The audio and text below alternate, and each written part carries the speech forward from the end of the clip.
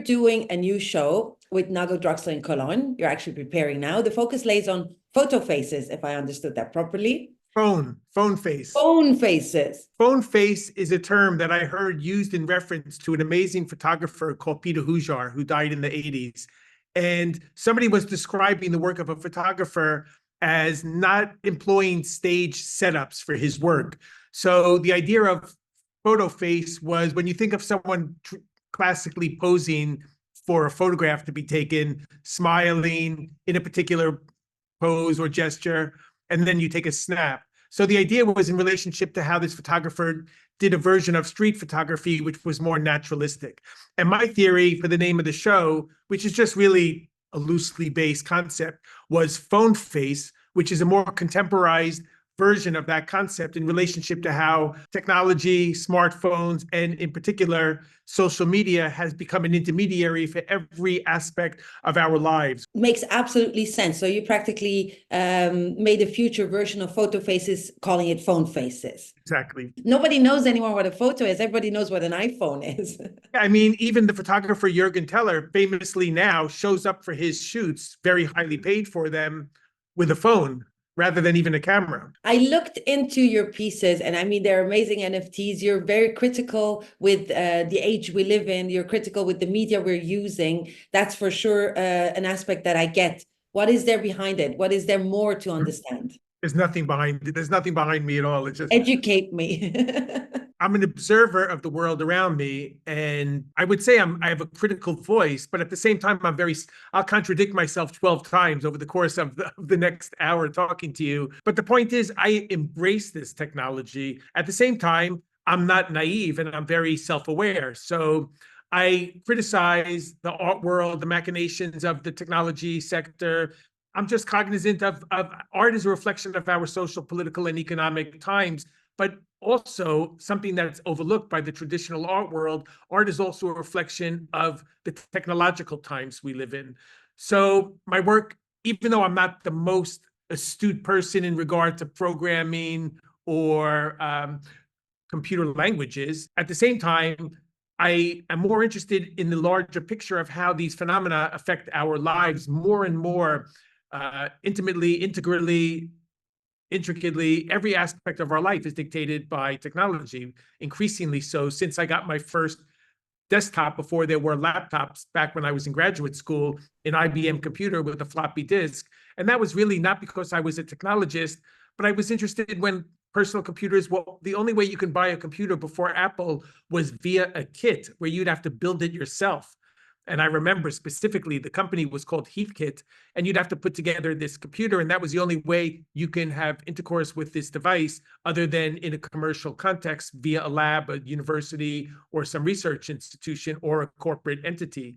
And I remember my dad worked for a carpet company, and they had a room with Cray Research mainframes lined up. It looked like a Bitcoin mining factory, but these were computers where the same power would be contained today within a telephone. So really, as much as like during COVID, I clocked 16 hours and 7 minutes, my personal best, and of course made an artwork about it on my phone alone. And yes, these things could be negative drains on our attention. It detracts from our interaction with other people. At the same time, it's a great tool to communicate to people. You know, when you go to a restaurant and you see 4 people all on their phones at the dinner table, that's atrocious. If you go to a beach and you see people that, again, have this filter between themselves and the sea and the sand and the sun around them, which inspired me to make this piece, Selfie Man. The phones are great ways of relating to each other, of meeting new people, of creating interest and communicating and expressing your work and your ideas with other like-minded people and meeting new people, but they can also have a negative draw. So I'm critical, but I embrace. When we get to meeting new people, having a different way of interacting, the first thing that comes into my mind, and I think that's a crucial point with NFTs, is community building. Now, the interesting thing, in my opinion, is you can, for example, create new NFTs by combining NFTs. You've seen Urs Fischer's work for sure.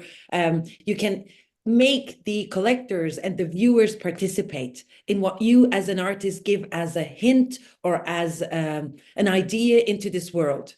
Do you use that? Do you like that? What do you think about that? You've touched upon a really important aspect of why I initially got involved with NFTs almost 5 years ago, without any notion that it could be an income generator. Before the kind of explosion of the market, I was only interested in expanding my audience and having a kind of expanding upon the traditional art world is so archly conservative, backward looking, adverse to change, stuck in its ways, employing a way of doing business, art galleries that hasn't changed since the 18th century. And so for me, you like the notion of community is very important. When I created this word NFTism and I got NFTism tattooed, then I changed it to post NFTism when the market fell out and the space became characterized by the worst aspects of human behavior. I changed it to post NFTism. And now I'm doing the most ambitious project I've probably done in my career in relationship to a traditional art gallery and an NFT platform. And I'm going to get my next tattoo is a line through the word post. And we're back in the game. And for me, NFTism, a word that I coined, which it means really, it touches upon the notion of community, collaboration, and communication. So I'm working with this gallery that's going on 35 years old in Germany. This was one of the stalwarts of the conceptual art scene, begun, like I said, in the 90s, early 90s, if not 90, the same time I began my career. And I always revered this gallery. They instilled fear in me because the gallery is run by Christian Nagel, and the gallery was initially called Nagel Gallery, and then it was changed to Nagel Draxler, Christian's wife, Saskia Draxler, who's a theorist and a brilliant writer and dealer. And unusually for such a gallery, they have a very open mind in relationship to technology. And I curated it. Our relationship began in 2021 when I curated an exhibition, Breadcrumbs, with Anna Ridler, Sarah Friend, and Kevin Abash, and Rhea Myers. And all of my recent successes, if small as they are, in my traditional art career, all were fueled by my experience in the NFT space. So this collaboration with Makerspace is one of the pioneering platforms. And we've been speaking for well over a year about doing something. And then this idea occurred to me, and I've developed it in conjunction with Makerspace and Nagel Draxler.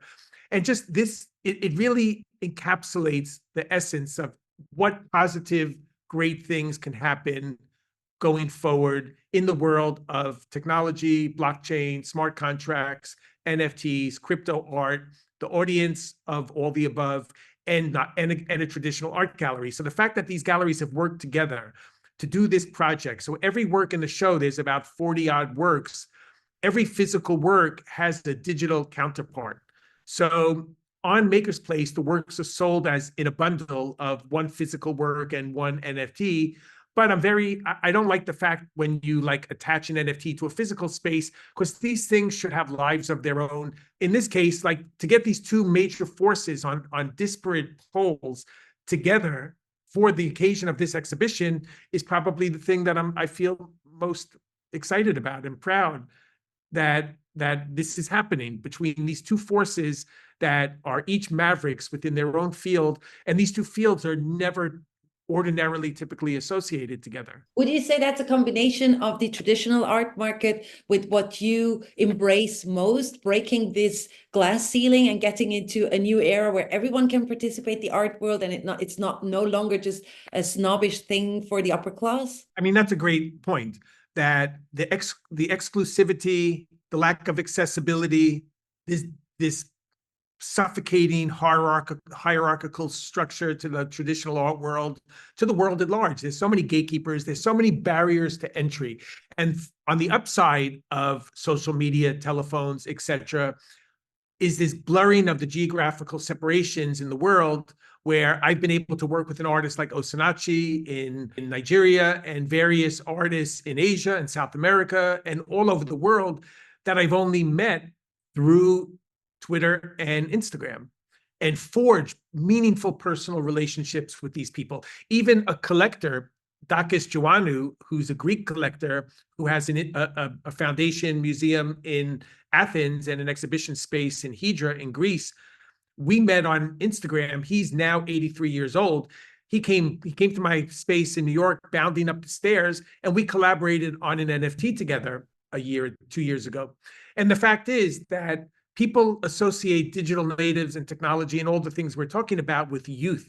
This has nothing to do with youth. No one involved in my project is what you would typically categorize as young. I'm certainly long in the tooth and very old, but I'm very immature and young in spirit. All that's necessitated to get involved in everything we're discussing is an open mind. So the reason I got involved when I did my very first NFT drop in 2020 with Nifty Gateway was I just wanted to expand the dissemination of my work to new audiences of people. You know, sometimes the audience for the fine art world could be terribly small, or the audience for crypto art could be very insular. And I tried to use everything around me to reach out to people and make life richer. And like with my teaching, I love to share information. Anyone who listens to this or reads this, everyone should feel free to contact me through DM, through Instagram, through Twitter, through email. And just creating opportunities for people gives me great pleasure. I can personally confirm that. I mean, your lecture, I was in Emam's Nicolas Gallet's program as well. I saw you there first, and you're always open-minded to talk to anyone about anything, and you're really reachable, which is a huge difference to most of the players of your size in the field. I think that's also a way for you probably to interact on your art. I mean, if you're talking about, I use this technical term or this overused term of democratization in the art world, you really need to be open to discuss things and discuss your works. How do you prefer to do that? What is your preference in interacting on your art? Whether it's I'm going to review my own show or make mention of it in my next column on ArtNet, through my lectures, through the works themselves. I mean, sometimes it's a one-to-one personal relationship of communication. And I basically grab everything around me as a megaphone to reach out. You've had a great experience with Zadid Architects on a Metaverse project. What remains from that? Do you have a future perspective to go on with such a endeavor, or what was your experience with that Metaverse? Well, that's a great question too, because in 2021 in the Basel Art Fair in Miami, Zaha Hadid was one of my closest friends. And even though I teach art history, digital art, art and economics at the University of Zurich, so I was never like a fanatical architecture student or person, but I absolutely adore self-wrought people that have created this kind of universe from whole cloth, from nothing, this kind of determination to accomplish unprecedented things in a particular field. We did this metaverse that was only meant to last for the duration of Basel Miami in 21. And it was accessible via phone or computer, we had a huge LED 12-foot screen in the booth of the fair.